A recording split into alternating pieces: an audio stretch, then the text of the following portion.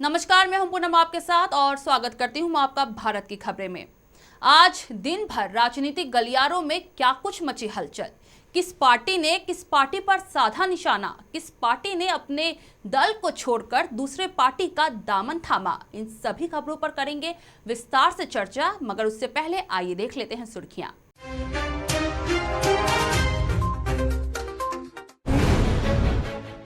Supreme court के फटकार के बाद बड़ा फैसला, दिल्ली में कल से सभी स्कूल बंद।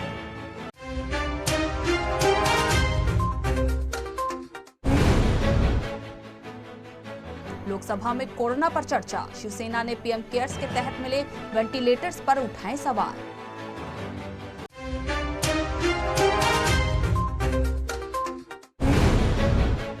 ममता बनर्जी के कोई यूपीए नहीं वाले बयान पर कांग्रेस का पलटवार, खड़गे बोले ईडी और सीबीआई के डर से दे रही है ममता ऐसे बयान।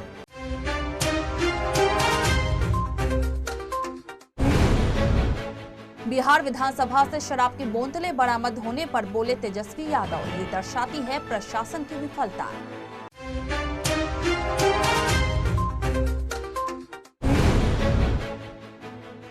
अगले लोकसभा चुनाव में भी कांग्रेस 300 सीटें नहीं जीत पाएगी, कांग्रेस नेता गुलाम नबी आजाद बोले।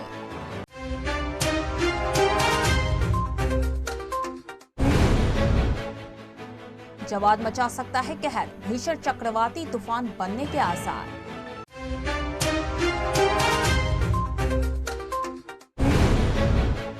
दिल्ली, गुरुग्राम और नोएडा में और जहरीली हुई हवा, AQI पहुंचा 600 पार।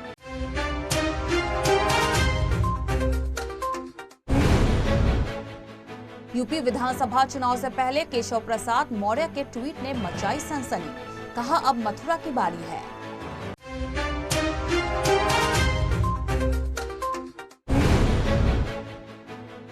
दिल्ली में महंगाई हटाओ रैली करने की नहीं मिली अनुमति, कांग्रेस बोली ये मोदी सरकार की साजिश।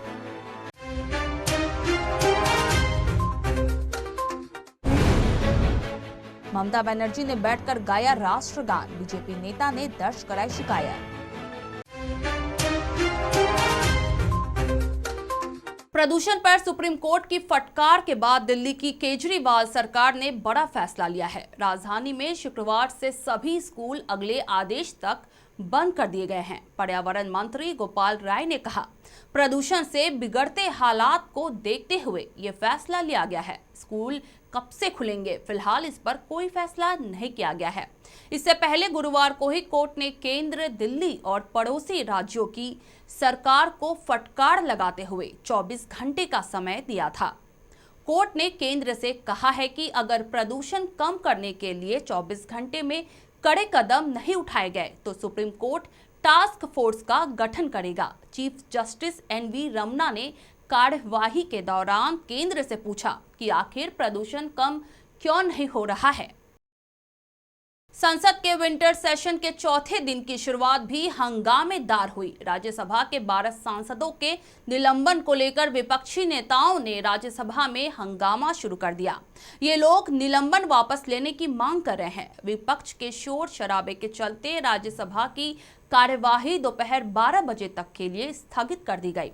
12 बजे के बाद राज्यसभा की कार्यवाही दोबारा शुरू हुई। राज्यसभा के सभापति वेंकैया नायडू ने सांसदों के निलंबन को आज फिर सही ठहराया। उन्होंने कहा, सदन की कार्यवाही चलने दी जाए, निलंबन कोई पहली बार नहीं हुआ है। नायडू ने साफ किया, निलंबित सांसदों के माफी मांगे बिना निलंबन रद्द करने पर विचार भी नहीं किया जाएगा। तृणमूल कांग्रेस ने 12 राज्यसभा सांसदों के निलंबन सहित विभिन्न मुद्दों पर राज्यसभा से वॉकआउट किया। वहीं कांग्रेस, एनसीपी, आरजेडी, टीआरएस और आईयूएमएल ने महंगाई के मुद्दे पर राज्यसभा से वॉकआउट किया। वहीं लोकसभा में कोरोना के मामले पर चर्चा हुई। ये चर्चा नियम 193 के तहत हुई। शिवसेना सांसद विनायक राउत ने लोकसभा में कोरोना पर चर्चा की शुरुआत की। राउत ने पीएम केयर्स के तहत मिले वेंटिलेटर्स की क्वालिटी पर सवाल खड़े किए। उन्होंने कहा, जो वेंटिलेटर्स दिए गए हैं उनमें से 60% बेकार पड़े हैं। राहुल गांधी पर कटाक्ष करने को लेकर अब कांग्रेस नेता मल्लिकार्जुन खड़गे ने तृणमूल कांग्रेस प्रमुख ममता बनर्जी पर पलटवार किया है। खड़गे का कहना है कि ममता बीजेपी की मदद कर रही हैं। ये ममता नहीं, ममता का ईडी और सीबीआई से डर बोल रहा है। मल्लिकार्जुन खड़गे ने कहा, हमारे लीडर राहुल गांधी जी हर विषय पर लड़ रहे हैं। किसानों के मुद्दे पर कौन लड़ा, महंगाई पर कौन लड़ा। प्रियंका गांधी जी ने यूपी में जहां हादसे हुए वहां जाकर लड़ाई लड़ी। किसानों के लिए वो अभी भी लड़ रहे हैं। हर मुद्दे पर हमारी लड़ाई जारी है। अगर हम लड़ते नहीं तो इतने राज्यों में हमारी सरकार नहीं बनती। हमारे बारे में ऐसे बयानबाजी ठीक नहीं है। हम लड़ते रहेंगे। उन्होंने ये भी कहा, मेरा लीडर लड़ रहा है, फील्ड पर है, हर जगह जा रहा है। किसानों के लिए लड़ाई लगातार जारी है। दलितों के लिए भी वे लड़ाई कर रहे हैं। महंगाई के मुद्दे पर लड़ाई कर रहे हैं। आम जनता के लिए खड़े हैं। जब आप लड़ाकू लोगों के बारे में ऐसी टिप्पणी देते हैं तो मैं समझता हूं कि इससे बीजेपी को मदद मिलती है। बिहार विधानसभा परिसर से खाली शराब की बोतलें बरामद होने के बाद विपक्ष ने सरकार को घेरना शुरू कर दिया है। राजद नेता तेजस्वी यादव ने बुधवार को इस घटना को लेकर सत्तारूढ़ सरकार को फटकार लगाई और दावा किया, इसने शराबबंदी को लागू करने में प्रशासन की विफलता को उजागर किया है। उन्होंने बिहार के मुख्यमंत्री नीतीश कुमार से गृह मंत्री पद से इस्तीफे की मांग की। गौरतलब है कि इससे पहले सीएम नीतीश कुमार ने घटना को असहनीय बताया था और मामले की तत्काल जांच के लिए स्पीकर विजय कुमार सिन्हा से अनुमति मांगी थी। अब तेजस्वी यादव ने शराब की खाली बोतलों को लेकर राज्य सरकार पर निशाना साधा है।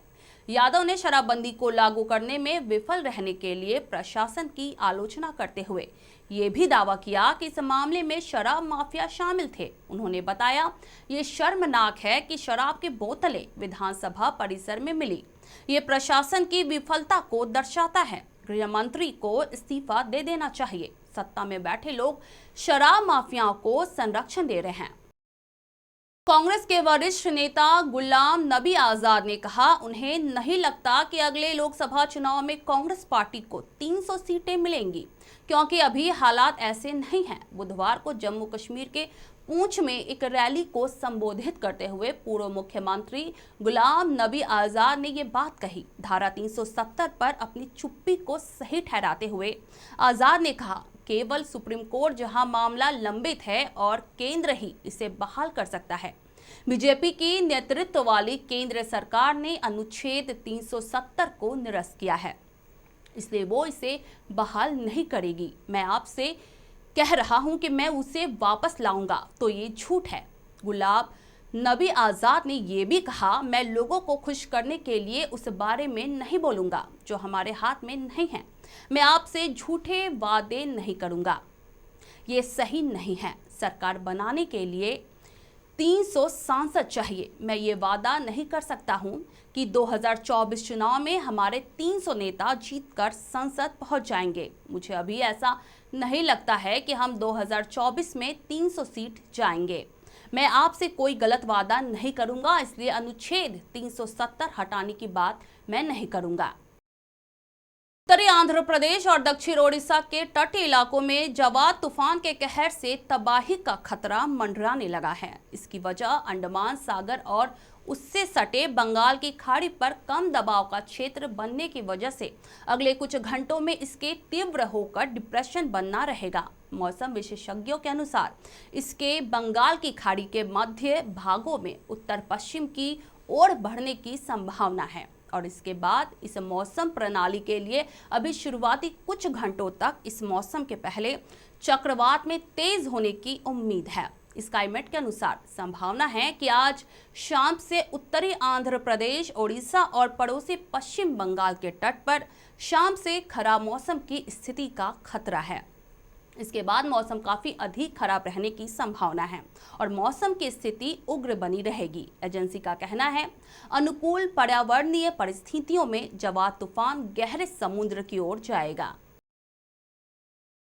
दिल्ली एनसीआर में पिछले एक महीने से हवा जहरीली बनी हुई है। एयर क्वालिटी इंडेक्स गुरुवार को और अधिक खराब हो गया, जिससे टेंशन बढ़ गई है कुछ इलाकों में AQI 600 के पार दर्ज किया गया है, जो कि हाल के समय में दर्ज किए गए उत्तर से कहीं अधिक है। दिल्ली NCR के सभी इलाकों की प्रदूषण की वजह से स्थिति बहुत खराब हो गई है, जिससे लोगों को सांस लेने तक में दिक्कत आने लगी है। सरकार के तमाम तरह के कदम उठाए जाने के बाद भी प्रदूषण के स्तर में कमी नहीं दिखाई दे रही है। System of Air Quality and Weather Forecasting and Research के अनुसार नोएडा में PM10 का एयर क्वालिटी इंडेक्स सुबह 604 दर्ज किया गया। हालांकि इससे कुछ देर पहले नोएडा में PM10 का AQI लेवल 543 हो गया था। दिल्ली के ओवरऑल AQI लेवल की बात करें तो PM 2.5 लेवल 382 दर्ज किया गया।